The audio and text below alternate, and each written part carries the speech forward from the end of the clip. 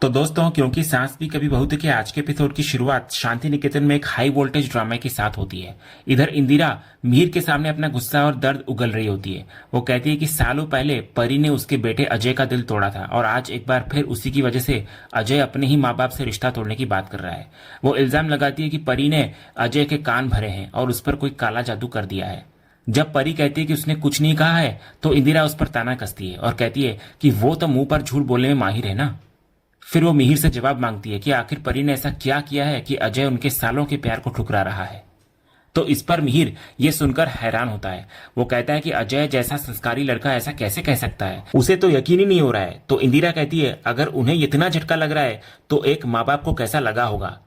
तभी मिहिर स्थिति को संभालने की कोशिश करता है। वो कहता है कि जितना उसे पता है अजय और परी के बीच कुछ नहीं है और अजय की कही हुई बात का इल्जाम परी पर लगाना सही नहीं होगा। लेकिन इंदिरा सुनने को तैयार नहीं होती।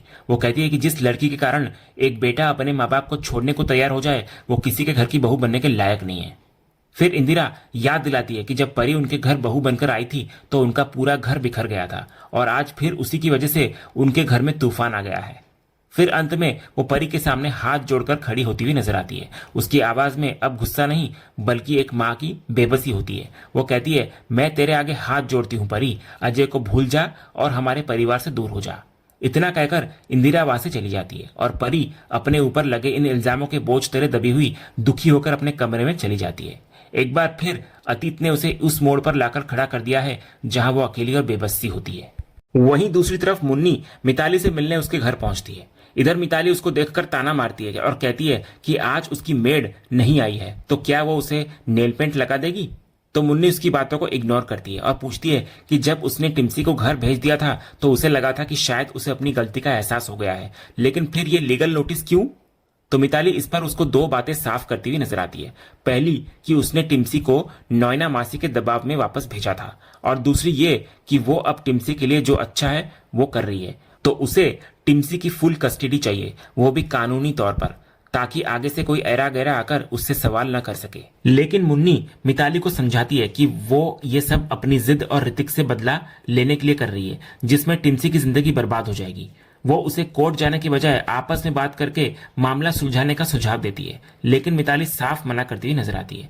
ये सुनकर मुन्नी का सब्र भी जवाब दे जाता है। वो कहती है मैं तो तुम्हें एक दोस्ताना सलाह देने आई थी, लेकिन शायद ये तुम्हारी समझ से बाहर है, तो अब मैं तुम्हें कोई सलाह नहीं बल्कि एक चेतावनी दे रही हूँ। उसकी आवाज में अब नरमी नहीं बल्कि एक माँ की ताकत होती है। वो कहती है कोर्ट में आना है ना तुम्हें, तो ठीक है, मिलेंगे हम कोर्ट में, लड़ेंगे हम अपनी टिम्सी के लिए, जमीन आसमान एक कर देंगे, लेकिन ऐसे किसी को भी उसे लेकर जाने नहीं देंगे। इतना कहकर मुन्नी वहां से चली जाती है और मिताली को एक ऐसी चुनौती देकर जाती है जिसका सामना करना उसके लिए आसान नहीं होगा। अगले सीन में गौतम शांति निकेतन पहुंच चुका होता है। इधर मिहिर उसको देखकर गर्व से कहता है कि उसे अपने बेटे पर बहुत गर्व है। उसने न सिर्फ अपने परिवार को टूटने से बचाया बल्कि इस मुश्किल समय में एक पिलर की तरह परिवार के साथ खड़ा है। वो कहता है कि अब जब गौतम आ गया है तो उन्हें बहुत हिम्मत मिल गई है। तो गौतम भी कहता है कि उसे परिवार की असली कीमत तब समझ में आई जब वो अपनी फैमिली से दूर था। इसके बाद वो सीधे काम की बात पर आता है और ऋतिक से केस की सारी डिटेल्स पूछता हुआ नजर आता है। तो ऋतिक गौतम को बताने लगता है कि मिताली उसकी जिंदगी की सबसे बड़ी गलती थी। वो विस्तार से बताने लगता है कि कैसे उनकी शादी शुरू से ही खराब थी। वे हमेशा बच्चों के सामने लड़ते थे और मिताली उसे हमेशा लूजर कहा करती थी। वो ये भी कहता है कि मिताली ने कभी टिम्सी की परवाह नहीं की, उसे खेलने के लिए टैब पकड़ा देती थी और उसकी जिम्मेदारी से भागती थी। ऋतिक फिर कहता है कि मिताली के लिए टिम्सी सिर्फ एक जिद और ईगो का सवाल है, वो उससे बिल्कुल भी प्यार नहीं करती। तभी गौतम पूछता है कि क्या किसी ने आउट ऑफ कोर्ट सेटलमेंट की बात की है उससे। तो इस पर मुन्नी बताती है कि वो आज ही मिताली से मिलने गई थी। वो बताती है कि उसे उम्मीद थी कि शायद मिताली के अंदर थोड़ी इंसानियत या ममता बाकी होगी, लेकिन मिताली ने जो कहा वो सुनकर सब हैरान नजर आते हैं। इधर मुन्नी की बातें सुनकर ऋतिक को गुस्सा आता हुआ नजर आता है, लेकिन गौतम कहता है कि इससे कोई फर्क नहीं पड़ता। वो कहता है कि अब एक बात तो साफ है, उन्हें ये लड़ाई कोर्ट में ही लड़नी पड़ेगी और इसके लिए सबको तैयार रहना होगा। इसके बाद मिहिर गौतम से कहता है कि टिम्सी की कस्टडी किसी भी हाल में सिर्फ ऋतिक को ही मिलना चाहिए, क्योंकि ये टिम्सी के भविष्य के लिए जरूरी है। वो कहता है कि उसका फ्यूचर अब तेरे हाथ में है बेटा। तो गौतम अपने पिता की बात से सहमत होता है और इस नई और मुश्किल लड़ाई के लिए अपनी कमर कस लेता है। इधर एक भाई दूसरे भाई के लिए और एक परिवार अपनी बच्ची के लिए एक और जंग लड़ने को तैयार है। अगले सीन में हम नॉयना को अस्पताल में देखते हैं, जहां वो वल्लभ भाई से फोन पर बात कर रही होती है। फोन रखने के बाद सुच्चू पूछती है कि अब क्या हुआ। तो नॉयना कहती है कि मिहिर अब उसे सिर्फ अपनी पर्सनल लाइफ से ही नहीं बल्कि बिजनेस से भी बाहर करना चाहता है। उसने पार्टनरशिप खत्म करने के लिए कल ऑफिस में मीटिंग बुलाई है। तो सुच्चू को इस पर गुस्सा आता है, लेकिन नॉयना कहती है कि मिहिर जो भी कुछ कर रहा है सही तरीके से कर रहा है, क्योंकि उन्होंने भी उसके साथ कुछ सही नहीं किया। तभी सुच्चू कहती है कि वो नॉयना की जगह मीटिंग में चली जाएगी, लेकिन नॉयना मना कर देती है। वो कहती है, मैं नहीं चाहती कि मेरी बीमारी के बारे में किसी को भी कुछ पता चले, और सबसे बड़ी बात, मिहिर मुझसे कितनी भी नफरत क्यों ना करे, मैं तो उससे प्यार ही करती हूँ। मैं ही जाऊंगी, इसी बहाने उससे मिल भी लूंगी। तभी सुच्चू उसको याद दिलाती है कि डॉक्टर उसे शायद जाने नहीं देंगे, लेकिन नॉयना अपने फैसले पर अड़ी रहती है। दूसरी तरफ शांति निकेतन में नंदिनी किसी जासूस से फोन पर बात कर रही होती है। वो पूछ रही होती है कि क्या उसे यकीन है कि वो करण ही था। तो जासूस हाँ कहता है, लेकिन बताता है कि वो करण का पीछा करते हुए मालाबार हिल एरिया तक तो गया था, लेकिन फिर ट्रैफिक में उसे खो दिया। तो ये सुनकर नंदिनी भड़क जाती है। वो कहती है कि उसने उसे आधी अधूरी जानकारी के लिए पैसे नहीं दिए हैं। तो जासूस इस पर माफी मांगता है और अगली बार पूरी जानकारी देने का वादा करता है। फिर फोन रखने के बाद नंदिनी सोच में पड़ जाती है कि करण मालाबार हिल में क्या कर रहा था। इधर नंदिनी का यह कदम उसके और करण के रिश्ते में बढ़ते अविश्वास और शक को दिखाता है। वो अब सिर्फ बातों पर भरोसा नहीं कर रही, बल्कि सच का पता लगाने के लिए किसी भी हद तक जाने को तैयार है। अगले सीन में कहानी दोबारा अस्पताल के कमरे में लौटती है। नर्स नॉयना को उठाने और नाश्ता कराने के लिए आती है। बेड पर चादर इस तरह तनी होती है कि दूर से लगे जैसे नॉयना सो रही हो। तो नर्स 2 बार आवाज देकर याद दिलाती है कि नाश्ता और दवाइयों का टाइम हो गया है। फिर कमरे से बाहर चली जाती है। इतना कहकर तभी उसी पल चादर के अंदर से चेहरा निकलता है और वो नॉयना का नहीं होता बल्कि सुच्चू का होता है। वो घबराई हुई दिखती है और खुद से कहती है कि नॉयना तो निकल गई, अब उसे यहां अकेले सब कुछ संभालना पड़ेगा। दूसरी तरफ सीन ऑफिस में पहुंचता है। नॉयना वहां आती है और सबसे पहले ऑफिस में लगे हुए लोगो बोर्ड के पास रुकती है। जैसे ही वो उसे छूती है, उसके सामने मिहिर के साथ बिताए पुराने पल घूमने लगते हैं, जैसे कि ऑफिस के भीतर का साथ और वो मौका भी जब उसके जन्मदिन पर मिहिर ने ऑफिस में केक लाकर उसके साथ सेलिब्रेशन किया था। यादों में डूबी नॉयना भावुक होती हुई नजर आती है, लेकिन उसी बहाव में उसे वो कड़वा पल भी याद आता है जब मिहिर को उसकी सच्चाई पता चली थी और उसने साफ कह दिया था कि उसका लगाव एक तरफा है और तुलसी के लिए उसकी जगह कोई नहीं ले सकता। ये सोचते ही नॉयना का चेहरा बदलता हुआ नजर आता है। यही भावनात्मक झटका उसे शारीरिक रूप से भी कमजोर कर देता है। उसे चक्कर आने लगते हैं और वो गिरने के करीब होती है। तभी मिहिर समय पर आगे बढ़कर उसको संभाल लेता है। दूसरी तरफ अस्पताल में सुच्चू की मुसीबत बढ़ जाती है। इधर डॉक्टर नॉयना को देखने के लिए कमरे में आते हैं। वो देखते हैं कि नाश्ता वैसे का वैसा ही रखा है, तो वो चादर ओढ़े लेटी सुच्चू को नॉयना समझकर उठाने की कोशिश करते हैं ताकि वे उसके वाइटल्स चेक कर सके। तो सुच्चू चादर के अंदर बुरी तरह डरती हुई नजर आती है कि अब वो क्या करेगी। लेकिन ठीक उसी वक्त एक नर्स भागती हुई आती है और डॉक्टर को बताती है कि एक इमरजेंसी केस है। तो डॉक्टर तुरंत वहां से चले जाते हैं और सुच्चू एक बार फिर पकड़े जाने से बच जाती है।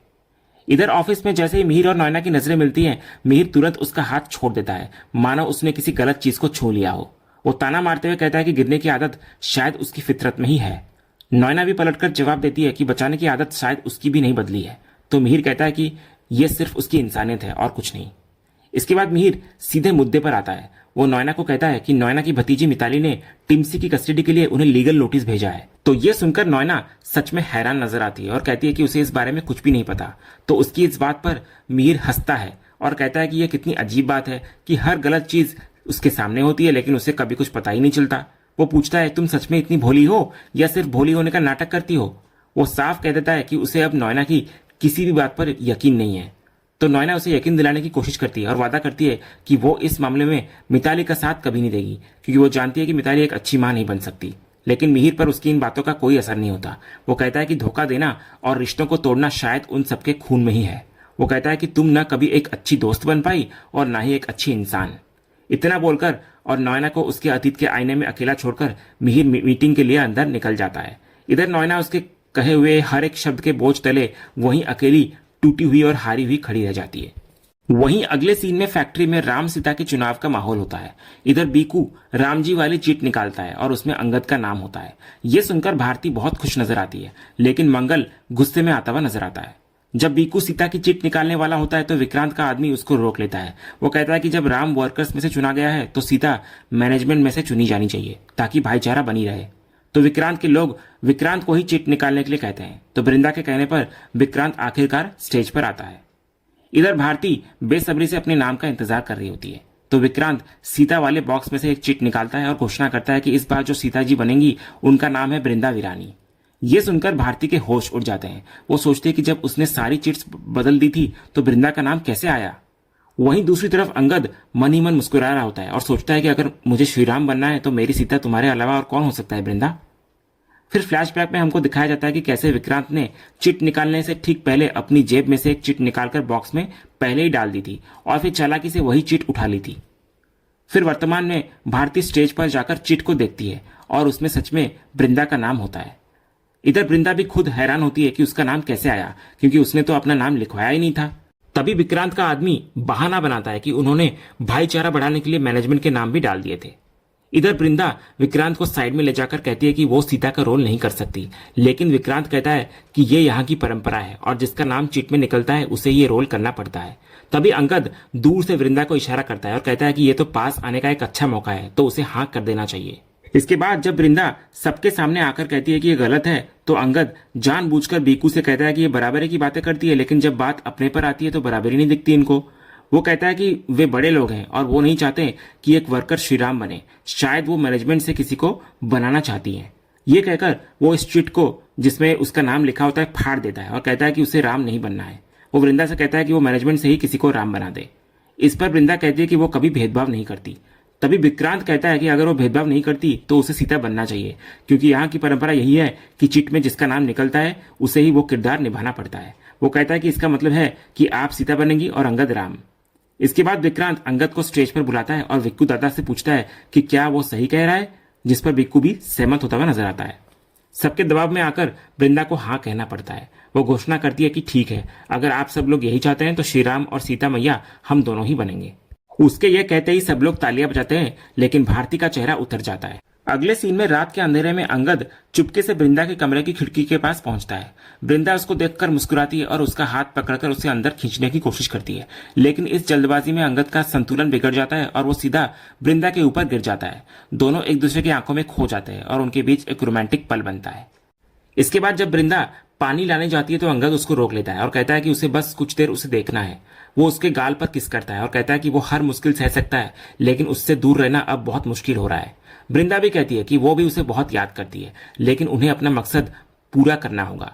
इस पर अंगद मजाक में कहता है कि शायद ऊपर वाले को भी उन पर रहम आ गया, इसलिए उसने उन्हें राम सीता बना दिया। फिर इस रोमांटिक पल के बाद वे दोनों अपने असली मिशन पर चर्चा करने लगते हैं। इधर वृंदा पूछती है कि क्या उसे वर्कर बीच कुछ पता चला, तो अंगद कहता है कि वर्कर का लीडर तो बीकू दादा है, जो एक अच्छा इंसान है, लेकिन असली खतरा मंगल और उसकी गैंग से है। वो कहता है कि अगर फैक्ट्री में कोई भी प्रॉब्लम होगी तो उसकी वजह मंगल ही होगा। फिर अंगद वृंदा से मैनेजमेंट के बारे में पूछता है, तो वृंदा कहती है कि उसे कुछ भी समझ नहीं आ रहा है। उसने पिछले 8 साल के सारे रिकॉर्ड्स चेक किए हैं और सब कुछ बिल्कुल सही है, लेकिन एक बात अजीब है कि जितनी उनकी मैन्युफैक्चरिंग यूनिट्स है उस हिसाब से प्रोडक्शन बहुत कम हो रहा है। जब अंगद फिर पूछता है कि क्या उसे किसी पर शक है, तो वृंदा कहती है कि वैसे तो किसी पर नहीं है, लेकिन उसको विक्रांत थोड़ा अजीब लगता है और उसे उस पर नजर रखनी होगी। तो अंगद मजाक में कहता है कि वो उस पर वो वाली नजर न रखे जो वो उस पर रखती है। इसके बाद वे दोनों अपना व्रत खोलते हैं। इधर वृंदा अपने हाथों से अंगद को खिलाती है और फिर अंगद भी अपने हाथों से वृंदा को खाना खिलाता है। अगले सीन में बीकू दादा नंदू के सामने अपनी चिंता जाहिर करता है। वो कहता है कि उसे कल के राम नवमी के उत्सव को लेकर कुछ गड़बड़ लग रहा है। अचानक से मैनेजमेंट का इतना इन्वॉल्व होना, पैसे देना और फिर इत्तेफाक से वृंदा का सीता बन जाना, ये सब उन्हें अजीब लग रहा है। वो नंदू को बताता है कि उसे पता चला है कि कल दोपहर 2 बजे एक बहुत बड़ी कंसाइनमेंट डिलीवरी के लिए निकलेगी, ठीक उसी वक्त जब सारे मजदूर उत्सव में बिजी होंगे और वृंदा भी उनके साथ होगी। ये सब एक बहुत बड़ी साजिश की तरफ इशारा कर रहा है। वहीं कहानी का तीसरा पहलू विक्रांत और उसके आदमियों को दिखाता है, जो अपनी साजिश को अंतिम रूप दे रहे होते हैं। वे प्लान बनाते हैं कि जब 11:30 बजे यात्रा शुरू होगी और 3 बजे तक झांकी झंडा चौक पहुंचेगी, तो ठीक 2 बजे वे अपना टेम्पो निकालेंगे। उनके पास 1 घंटा होगा और उस 1 घंटे में वे आसानी से 10 बड़े बॉक्स गायब कर देंगे। इधर विक्रांत का आदमी कहता है कि वर्कर्स उत्सव में बिजी होंगे और वृंदा को तो उन्होंने खुद सीता बनाकर बिजी कर दिया है, यानी उनका रास्ता पूरी तरह से साफ है। तो विक्रांत भी कहता है कि उसने अपना काम कर दिया है, अब उन्हें अपना काम करना है। तो उसके आदमी उसको यकीन दिलाते हैं कि सब कुछ प्लान के मुताबिक होगा। फिर उनके जाने के बाद विक्रांत के चेहरे पर एक शैतानी मुस्कान आती है, जो उसके खतरनाक और सफल होते हुए प्लान का सबूत होता है। और इसी सीन के साथ आज का एपिसोड यहीं पर खत्म होता है। तो दोस्तों आज का ये एपिसोड और इसका अपडेट आपको कैसा लगा, अपनी राय हमें कमेंट बॉक्स में जरूर बताएं। अगर आपको आज का ये वीडियो पसंद आया हो तो वीडियो को लाइक करें, शेयर करें और हमारे चैनल को सब्सक्राइब करके बेल आइकन जरूर दबाएं, ताकि क्योंकि सांस भी कभी बहुत के अगले धमाकेदार एपिसोड का अपडेट आपको सबसे पहले मिले। धन्यवाद।